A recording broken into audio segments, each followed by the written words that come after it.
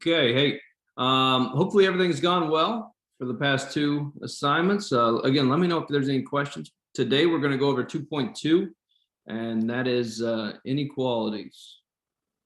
So let me share my screen. Okay, so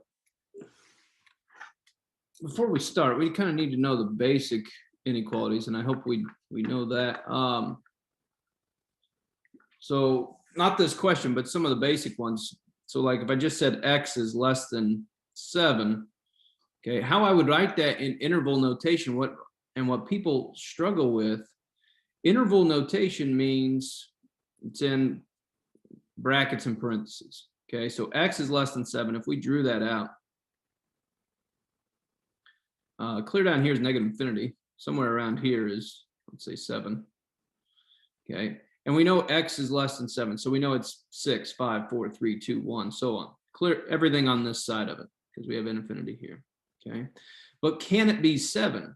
Well, since it's less than 7, it can't. Okay, so a parenthesis means it can't be that number. Okay, and so that's part of it. Okay, and it's all the numbers, so it's graphing wise, it's everything this side of it. Okay, clear to negative infinity. And negative infinity and positive infinity will always have parentheses as well.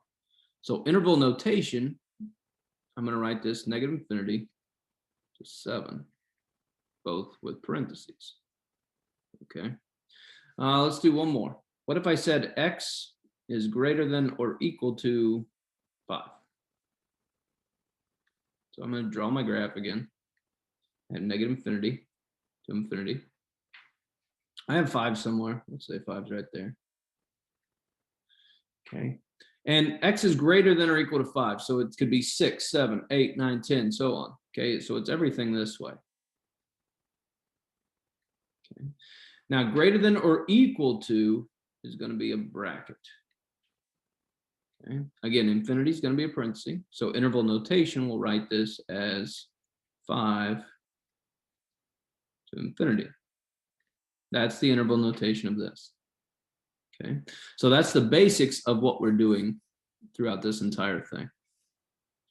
Okay, so with that being said, let's get started. So now we have compound inequalities, okay, where it's happening in between. In order to solve this inequality, you have to get the middle value by itself, or the middle variable by itself. Okay, and so what I would do is I would multiply everything by 2. So I'm going to multiply this by 2. And let's see, what else can we do? By 2, by 2. And then let's simplify everything. Okay, so 2 times 10 is 20. 20 divided by 4 is 5. So it's 5 is less than z plus 2, which is less than 2 times 16 is 32. 32 divided by 4 is 8. Okay, so one step closer. Subtract 2, and I have to subtract. If I do that, I have to subtract everything by 2. So I get 3 is less than z, which is less than 6. Okay, so the questions it's going to ask is solve the inequality. We did that. 3 is less than z, which is less than 6. Express your answer in interval notation. Okay, so interval notation of this is z is between 3 and 6. Okay, it's less than, so it's going to be parenthesis. So that means parenthesis, parenthesis. Okay, so the bottom is 3, the top is 6, and we're parentheses both sides. So that's your interval notation. And then we have to graph it. Well, that won't be too bad. We got 3. We got 6 somewhere. And again, there's a parenthesis on 6. There's a parenthesis on 3. And it's everywhere in between. So that's how you're going to do that compound inequality. Okay. I'm going to clear this. We're going to move on to the next one.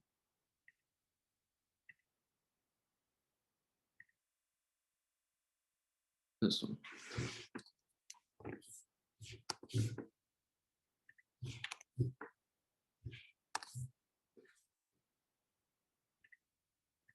Okay. Consider the following compound inequality. So negative 23 is less than negative 2z minus 9, which is less than or equal to 3. Okay, again, what you need to think about, less than is parenthesis, less than or equal to bracket. Okay. So think about that as we get to the end. Now, let's go ahead and solve this out. So I have negative 23 is less than negative 2z minus 9, less than or equal to 3. Okay, so start simple. How do I get rid of the minus 9? Well, I'm going to add 9. So I have negative 14. It's less than negative 2z, which is less than or equal to 12. Okay.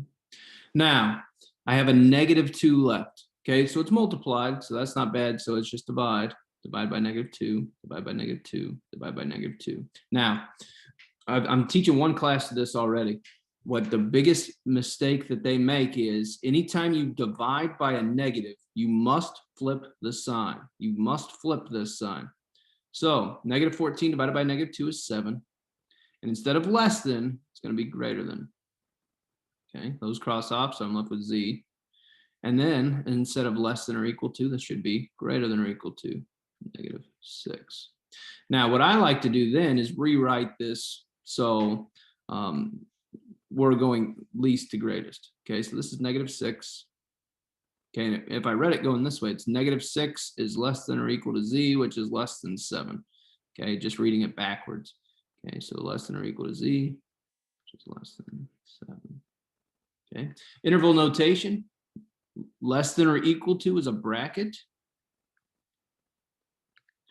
Less than is a, let's see. Okay, so graphing it. Negative 6 in there somewhere, or 7.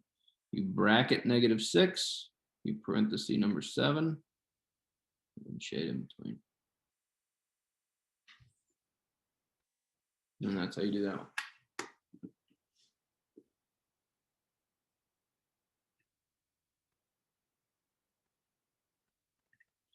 Okay, next one. All right, so the next one's dealing with absolute values.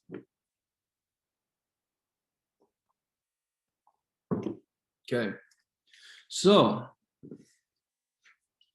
what we have to do here is the same thing as what we did absolute values before. Okay, it could be 2 different values. Okay, so you're going to get 2 solutions on this. Okay, and it has to fit both. So again, the same, how do I get rid? I can't have anything but the absolute value on the left side. So I need to get rid of this 3.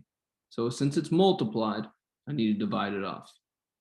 Okay, so the absolute value, and again, what you also need to check, it has to be greater than 12. Well, can an absolute value be a greater than number? Greater than 12, yes.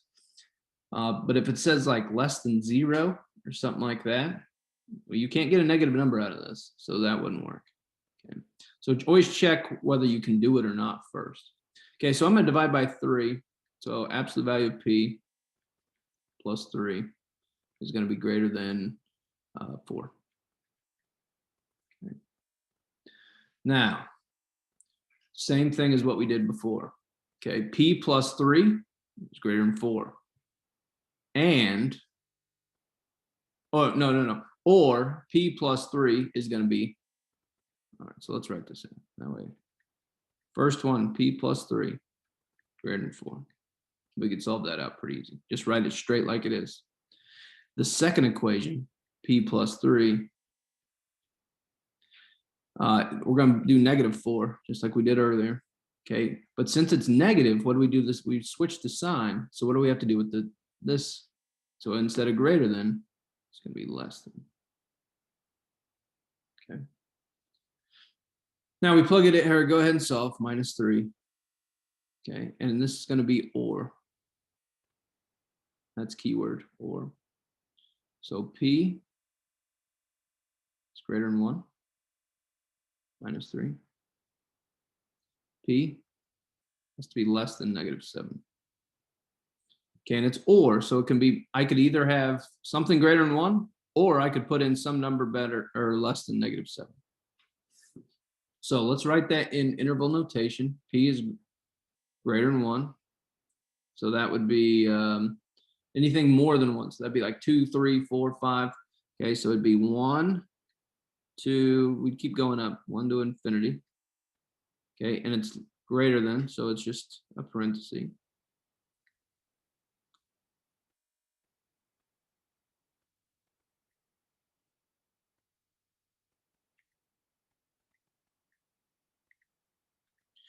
Okay, and then P is less than -7. So that would be -8, -9. Okay, so everywhere going to negative infinity, -7, it's less than, so it's going to be a parenthesis. Okay, and then it could be this or this. Okay, so it could be a lot of different answers, and we're going to put a union. So it's the union of those two things. That's what that means. It can be either one. Okay, and technically you probably should write it negative infinity to -7, just less or least to greatest, u of 1 to infinity. And that might help when you graph it. And you might graph it first. Sometimes people think graphing it first helps. So like P is greater than 1, I could write 1. And since I know it's greater, I could say that, infinity. And then since it's less than -7, I could put -7 somewhere. That's why it's going to negative infinity. So there's your graph of those. So or, and this keyword is going to be or, it can be in either one of these things. You're going to get questions that say and. Now, and does not refer to absolute value, so I'm not going to talk about that yet. Okay, but the next question, and I should have done, let's see, I did another or question. I should have done one that says and. Okay, because you're going to get some and questions on there, and it's somewhat difficult. There's not, I mean, not difficult, but it's somewhat confusing to some people. Okay. But this is a problem that you'll get on your homework here. It says solve the first inequality and express your answer in interval notation. Okay, so all they want is the first one. That's all it's asking for. So solve that out. So 6z is less than or equal to 7z minus 9. I'm going to get all the z's on one side, so I'm going to minus 7z. I'm left with -1z is less than or equal to -9. And then I'm going to divide by -1. Notice when I divide by -1, I need to flip the sign. So I'm going to write the answer here. Z, instead of less than or equal to, is greater than or equal to 9. So solve the first inequality, express it in interval notation. Z is greater than or equal to 9. That means 10, 11, 12, so on. Okay, so this in interval notation, if I drew the graph, which you will, 9. Greater than or equal to is a bracket. So 9 to infinity, something like that. So interval notation would be 9 to infinity. This is the answer they want on that one. Solve the second one. Okay, so step 2, solve the second one. Put it in interval notation. Okay, so 3 minus 4z is greater than 39. So minus the 3.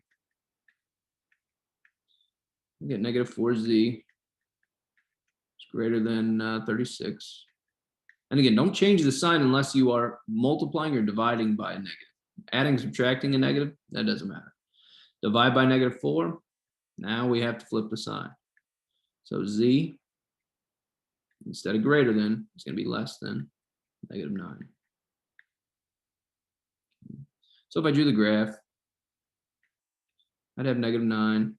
Less than, just be a parenthesis. And less than means I'm -10, -11, -12, so on. So that's negative infinity. So interval notation would be negative infinity to -9. That's your answer there.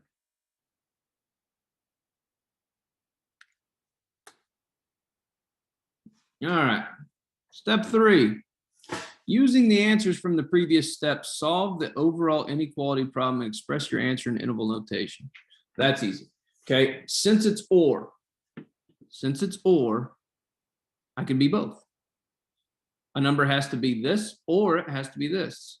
Okay, so my answer is negative infinity to negative 9 union 9 to infinity. Oh, but I screwed something up. This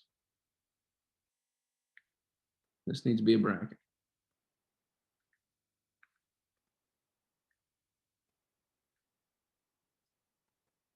That's your answer to that one. The last step is graph it, which we already graphed it. We just got to put them on the same graph. I like putting the negative infinity. They won't ask you to actually do that. Negative 9, parenthesis, 9, bracket.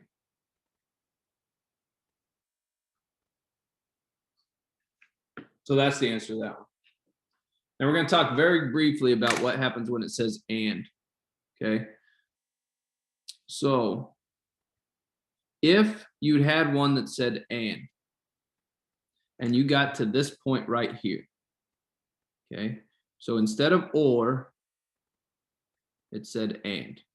So that completely changes the problem. You solve the steps the exact same way. Everything it gets solved the exact same way. And this point, okay, and the interval notation, you got to check. Okay, so is there a number that would fall in this category on the left and this category on the right? So that's what it's asking. It has to fall into both. So it has to be less than negative 9 and greater than 9. Okay, there's not. So this would be, if it said and, this would be no solution. Okay, there's not a number that falls into both. And mean it has to be in both.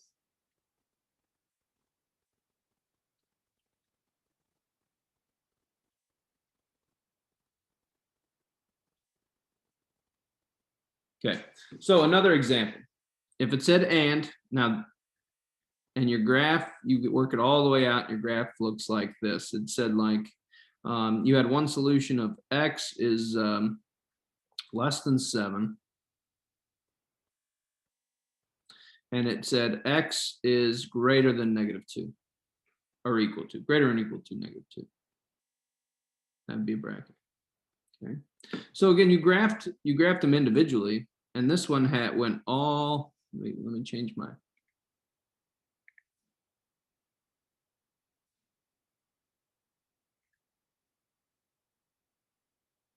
I'm gonna do this one in red. That one goes all the way. X is greater than or equal to negative 2, goes all the way to infinity, right? This one, x is less than 7, goes all the way to negative infinity.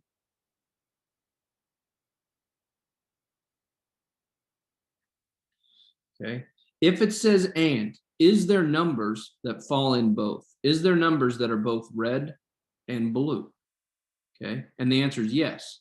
So the and word means that it knocks off this.